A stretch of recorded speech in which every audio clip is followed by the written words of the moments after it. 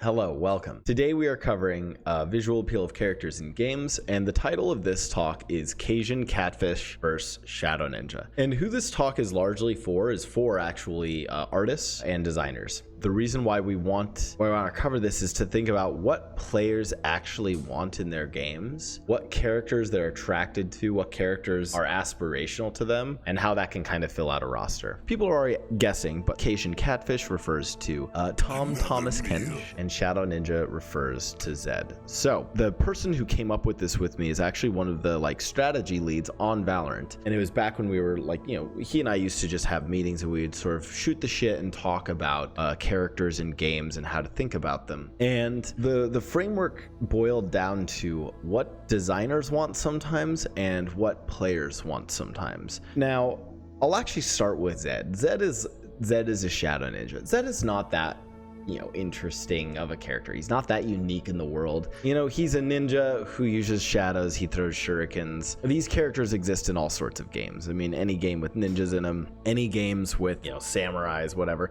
He's and there's nothing that particularly unique about him as a shadow ninja. Yeah, people will be like, oh, Blastoise, what about his lore? League isn't really a story-driven game, so we can't rely on the stories as much. Just looking at his visuals, he's not particularly unique. But on the flip side, I'm going to give you a really unique character, which is Tom Kench, a Cajun Catfish. The reason why we talk about Cajun Catfish to Shadow Ninja is it's oftentimes designers and artists have been in games and art and their discipline for so long that they've seen everything. They've seen 20 different Shadow Ninjas. They've seen 10 different samurais that use the elements, a wind samurai, an earth samurai. They want to create something new and unique in games. And something new and unique is hey, what if we took this the embodiment of gluttony and greed, right, and created it as this fish character, and he's kind of from the bayou, and he's a Cajun Catfish. And yeah, Tom Kench is really unique.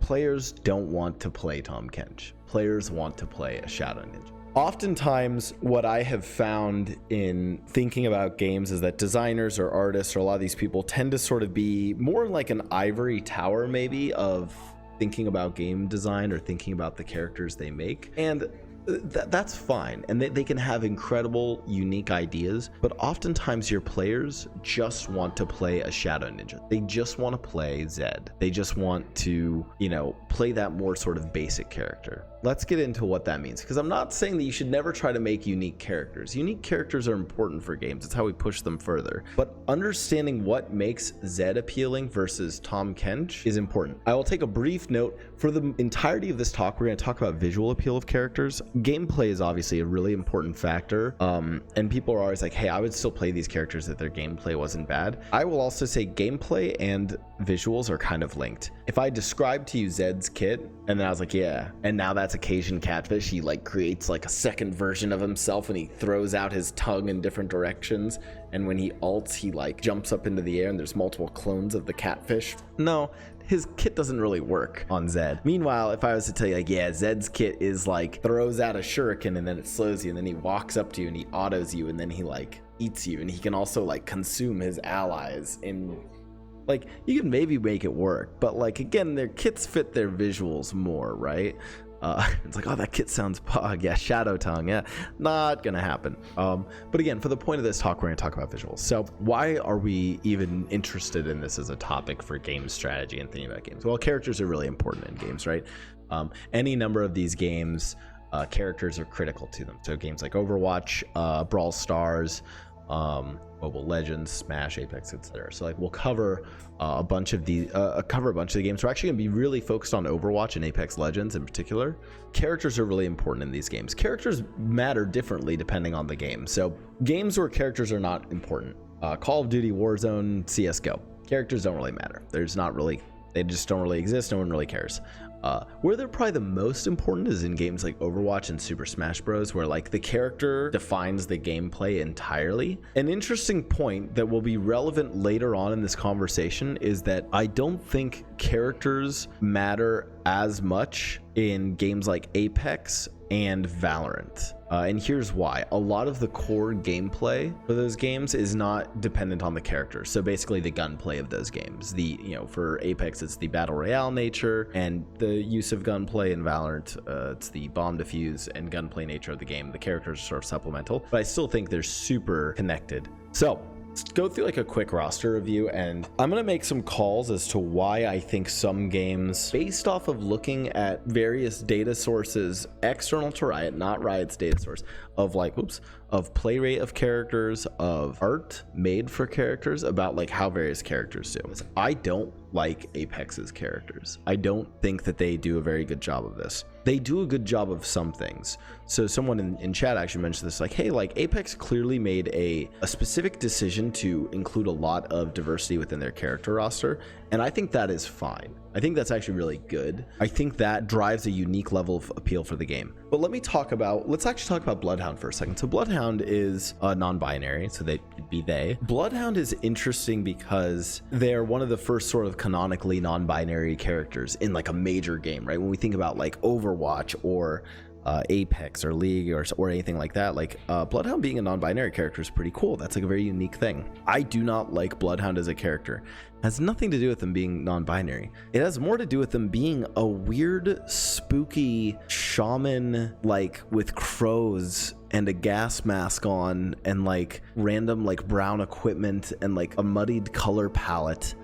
If you told me Tracer was non-binary, I think Tracer is a much more appealing character. She's bright, colorful, attractive, and has like so much more like aspirational tendencies. Bloodhound is not really that aspirational of a character. For me, the issue with the Apex characters that I have, and I think it actually comes down to more of the theming of their game, I feel like Apex's characters are almost all kind of like characters out of like a horror game almost. Like so many of their characters have like very kind of really like grim, dark aspects to them. Bloodhound, Pathfinder is apparently like actually like a murderous robot. Caustic's always talking about gassing people. And Wraith is typically the character that you would think would be the like hyper aspirational character, similar to like Tracer or Jet or like Phoenix, referencing Valorant. One character I think does a really good job in Apex, and that's Lifeline. I think Lifeline is an amazing execution of a character in Apex. It's a really good execution of the sort of healer fantasy. I think a lot of her visuals support that. Convinced on her having the weird like little robot thing with her VO lines, her sort of upbeat character, and then also just I think she's an extremely like attractive and appealing character. I think she's a good example of the aspirational sort of healer character. I think the best example of it though in the games we'll discuss is Mercy, but Mercy is a little bit more cliche, whereas I do think Lifeline is a good unique take. Yeah, in general I feel like Apex's roster is just kind of like a more like darker, grim roster. There's just a bunch of things within Apex in their characters where I think their characters are really unique, but I think their characters are mostly starting at the baseline of Cajun Catfish as opposed to starting at the line of like Shadow Ninja and then building from there. And that's what brings me to Overwatch's characters. I think Overwatch does an incredible job of like where they do characters that are your traditional Shadow Ninjas that are like, hey, this is just kind of a basic character. They do them really, really well as a basic character. That's number one. Number two, when they make unique characters, their unique characters are extremely appealing. Speaking about that last point would be like Mercy, right? Mercy as a character is kind of basic. It's like, yeah, it's this like, you know, blonde haired, like angelic healer. Cool. But their execution on Mercy was really, really good and makes her super aspirational. Visual design's amazing. People cosplay her all the time. People make fan art of her all the time, etc. As far as like a unique character, I actually think D.Va is kind of a unique character, and D.Va does something really cool in that they're like, hey, we actually made like a sort of like tank character that could be appealing to female players, because historically a lot of times when people think about tank players, they're like, oh, it's gonna be like some big bulky dude like Reinhardt or a big bulky monster like Winston, or oftentimes when games make the like female tank, all they do is they just kind of like bulk up, you know, a girl, and then like, yeah, cool, that's a tank, which would be Exaria, right? So it's like, okay, cool, we've bulked up this girl, she's like now like a strong woman. With D.Va, they're like, actually, we're gonna have you be like some like Korean gamer girl hotshot prodigy, but you pilot a mech. And I actually think D.Va is a great example of like a more unique character that they did a really good execution on. Meanwhile, with Genji, a cybernetic samurai, where has that ever been done? But I think Genji looks pretty cool and is a pretty good execution of that. Again, these are the like Shadow Ninja characters that are just done really well. I think Apex Legends obviously has a very diverse roster. I think one of the criticisms of League, granted I think League's done better with it in recent years, but I think both Apex and Overwatch definitely beat League in having really diverse rosters. But Overwatch is just way more aspirational. Their characters are just much more about you wanting to be those characters, or you wanting to invest time in learning about those characters, playing them, creating art about them.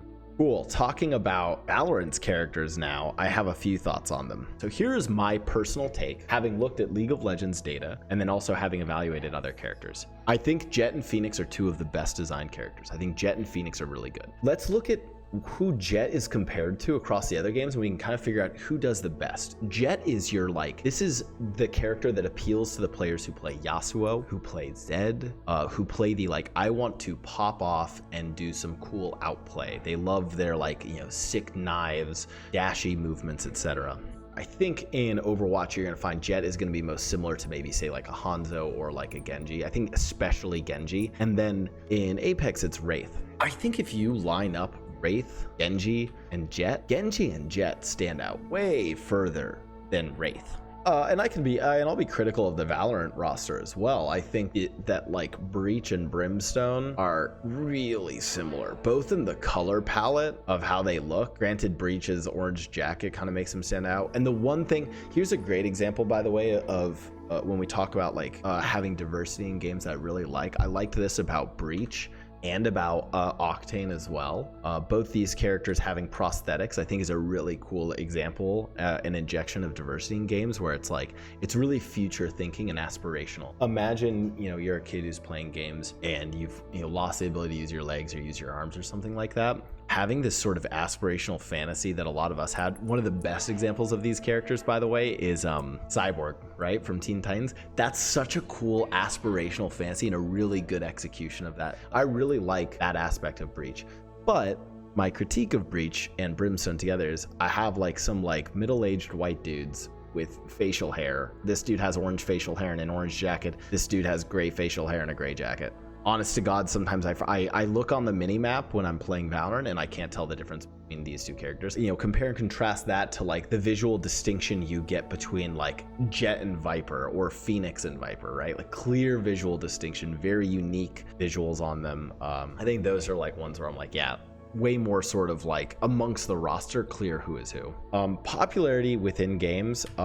I actually talked about this in my GDC presentation, but this was like me sort of doing the breadth versus depth framework for characters in these games. And when I did this for Overwatch, I was like, well, the very obvious popular characters are going to be like your Mercies, your Tracers, and then that like popular but also like kind of niche, like has a ton of like hyper mains of the character. That's like your Genji. If this was League of Legends, it'd be your Yasuo. More niche characters would be like Torbjorn. It's like, yeah, you might be, that's like a Heimerdinger of Overwatch, where like you're like, yeah, I really like this weird dwarven fantasy of like setting up turrets. Yeah, this one's I don't know how to say her name. I actually looked at their data and she has not played very much. And again, it gets really hard when we're making these predictions because gameplay factors so much into this. So I'm trying to like kind of make these predictions a little bit off of theme. She might be popular. There's a piece of data and maybe we should have led with it.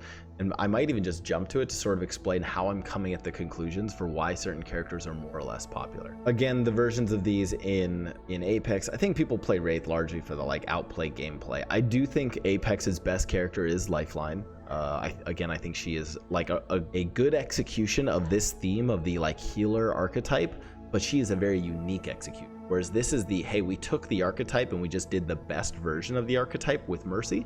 I think that Lifeline is, hey, we took the archetype and we made a unique version of it. For Valorant, I didn't put any in unpopular just because I don't know where they're going to settle out yet. So I just tried to do like the again, we see a sort of like similar lineup to even some of the ones I placed here for like Apex or for Overwatch. But like, again, your like hype beast character is going to be your Jet. She's up here. I think Raze will be like pretty middle of the pack. Like bunch of people will play her, or a decent number of people will play her. Decent number of people will sort of main her. I actually think she might even be bumped up higher and be like more kind of like niche just because of her gameplay.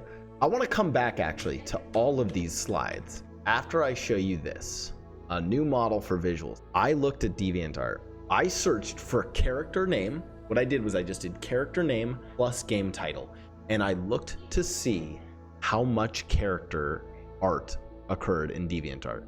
DeviantArt is just fan art, right? It's not Rule 34 art. It's just fan art, right? I also did this on other sites too. There were just general like fan art sites. I think if you really wanted to be advanced with this, what you would do for this framework is you would take a bunch of different sites where people create character art, and you would see how much character art they create for each character. There's so much badly drawn stuff there. It walks a very thin line, sure, but I mean, like, is this not a good example of how to figure out what people want to draw, what characters people are interested in? Even if it's not just DeviantArt, if it was just art in general, the general framework stands, which is, what if I could actually, instead of just people saying like, yeah, I really like X character from Y game, or I really like Y character from some other game, what if we could quantify how much people actually make fan art, make cosplays, make any sort of media or content for the characters in those games? Would that not be a good behavioral metric for how much people actually are invested in those characters? Now, there's all sorts of flaws with this methodology. Let's go through them. Number one, it assumes that the games have to be of somewhat similar size and relevance. For instance, any game that's like a really small niche game is going to have way less art than some of these bigger games. Weirdly enough, when I looked at play rate data on publicly searchable sites, apparently Apex has more players than Overwatch now. According to public data right now in the West, so I'm guessing in North America, Apex has more players. There's another factor, which is, remember when we talked about at the very beginning of the stream how much characters matter for one game versus another? I do think Overwatch and League of Legends tend to have characters much more at the forefront than Apex. Apex still has shooting as the sort of core mechanic, and characters are supplemental to it. So I think that influences this as well. That's why I think the Valorant data here, when there's enough, would be really important. Time that the games have been out is also important. League of Legends being out for the longest, then Overwatch, and then Apex, and then Valorant, right? Like, you know, you'd want to maybe adjust for a certain time window to see how much art has been made for these games. Like, probably the best way is you look within the first 3 years of a game's life, maybe, but you'd have to adjust for all sorts of things.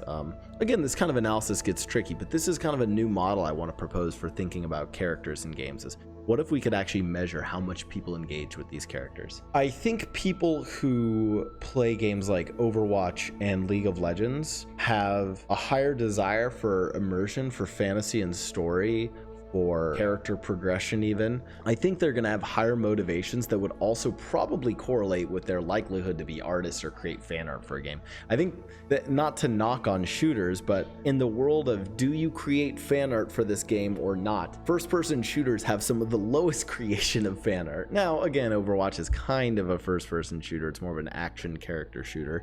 And that being said, Overwatch clearly has some of the most fan art made for it. Overwatch's characters, for the size of the game and for how much fan art exists, for how much cosplay exists, I'd actually love in the Q&A section for people to reference these things. Is there any way where we can quantify how much people cosplay characters? Because the amount of like Diva, Mercy, and Tracer cosplays I've seen is insane relative to other games. So I'd actually love a way to quantify those things.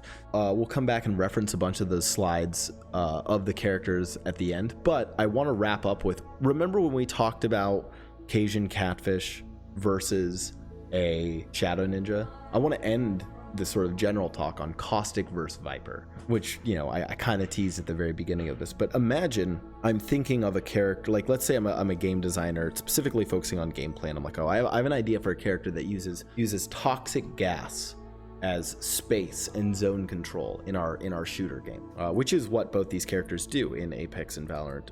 In general, I don't think Caustic is a great execution of this theme. Visually, he doesn't actually convey. He conveys he's about gas, right? But that's pretty easy. You put a gas mask on a character, presumably they do something with gas. He doesn't have a lot of like unity in his theme. I already looked at this, and this like weirdly looks like a, like, it almost looks like a canteen. It doesn't really look like a smoke canister. Meanwhile, Viper has like these green smoke canisters that read like, oh, evil gas toxic shit in them, like very quickly. This is like, is this like a pill from Dr. Mario? I'm not sure.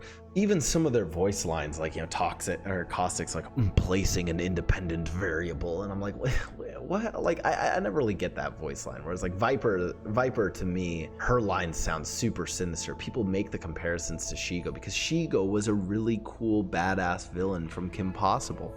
Anyways, let's do Q&A. We have so many questions. This is such a deep topic. I think costume clothing design is underappreciated for its influence in saying the theme, creating overall aesthetic. Apex has very poor costumes, look like everyone is wearing random clothes. Wow, plus 100, Tinga. I totally agree with this. I don't think the like general clothing of like, you know, here's a really good one I like to compare is like Wraith. Just like, I don't really know how all of these things fit together. Like, why does she have this canister here? Like, what are these things over here? There's like a little bit of blue, there's like the purple kind of highlights, but nothing here really like sells the fantasy of her, except that she just wears kind of darker clothes and they're kind of put together. Meanwhile, when we look at Jet has the like cool glowing tattoos. She has the levitating knives. You know what really does it for me with Jet that you can't see here is Jet has the shoes. She has like these sick kind of like hype beast kicks that are like, oh, okay, I'm starting to see what you're about. Even just something like the shoe, like the shoe choice for characters, I think is really cool. Why do you think League often avoids straightforward resonant fantasies in recent years? League has so many characters, we almost have to like branch out. And this is actually this is a topic we covered at the beginning of the stream, where it's like, even if there is like a really obvious resonant fantasy that League hasn't done, there are enough adjacent fantasies to that one that we almost feel hesitant in doing it. Like we said this at the beginning of the stream, but like if you're in Overwatch and you want like a new like kind of weeby edgelordy character, but you already have Genji and Hanzo, it's like harder to like do that. You're basically just dipping into the same audience appeal as you would if you did one of the, I'm trying to think how to best frame this. You're basically making characters that serve the needs and motivations that already serve those needs and motivations for those players with other characters in your game. So while there, yes, are many fantasies that are like super resonant that League could do, those fantasies are already covered by other characters in the game, even if they're not one-to-one.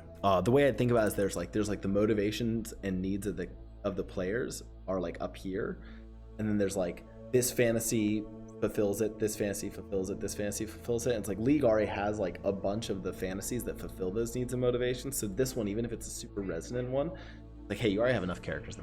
I disagree with that. The example I gave, Endless Spells, I was like, that's why I really liked Kaisa, even if Kaisa felt very similar to like maybe say like Vayne as a character, or even like Caitlyn. I like that if there are these super resonant character fantasies, it's worth having multiple versions of that. League doesn't do this, but I am not surprised that more games like League or Overwatch or others don't do this, which is like almost creating what like Nintendo did with like sort of like shadow characters. You almost take the same kit, but with like a slightly different twist on the theme, a little bit of a twist on the gameplay, just to like meet the needs of people who really like that, like goes super deep into that really appealing fantasy.